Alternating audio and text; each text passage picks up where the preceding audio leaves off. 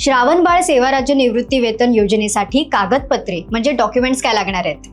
वयाचा दाखला, यात लागणार आहे शाळा सोडल्याचा दाखला, शिधापत्रिका म्हणजेच रेशन कार्ड, मतदार यादीतील वयाचा उतारा किंवा आधार कार्ड यापैकी कोणताही एक पुरावा पुरेसा आहे.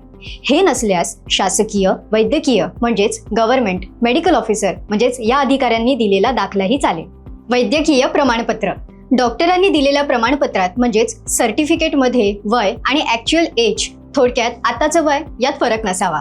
उत्पन्नाचा दाखला, तहसीलदार किंवा उपविभागीय अधिकाऱ्यांनी दिलेला दाखला किंवा दारिद्र्य रेषेखालील कुटुंबांच्या यादीत नाव असल्याचा उतारा चालतो. रहिवासी दाखला, ग्रामसेवक, तलाठी किंवा मंडळ निरीक्षक यांनी दिलेला दाखला किंवा न्यायालयाने दिलेला रहिवासी दाखला हा ग्राह्य धरला जातो. ही योजना काय आहे, पात्रता काय आहे हे आपण पाहिलं, पण श्रावणबाळ सेवा राज्य निवृत्ती वेतन योजनेसाठी फॉर्म कुठे भरता येणार आहे? महाराष्ट्र सरकारच्या ऑफिशियल पेजवर याची माहिती दिलेली आहे. अर्जदार जिल्हाधिकारी कार्यालय, तहसीलदार ऑफिस, संजय गांधी निराधार अनुदान योजना शाखा, तलाठी ऑफिस या ठिकाणी तुम्ही अर्ज करू शकता. याची ऑफिशियल लिंक डिस्क्रिप्शन बॉक्समध्ये मिळेल.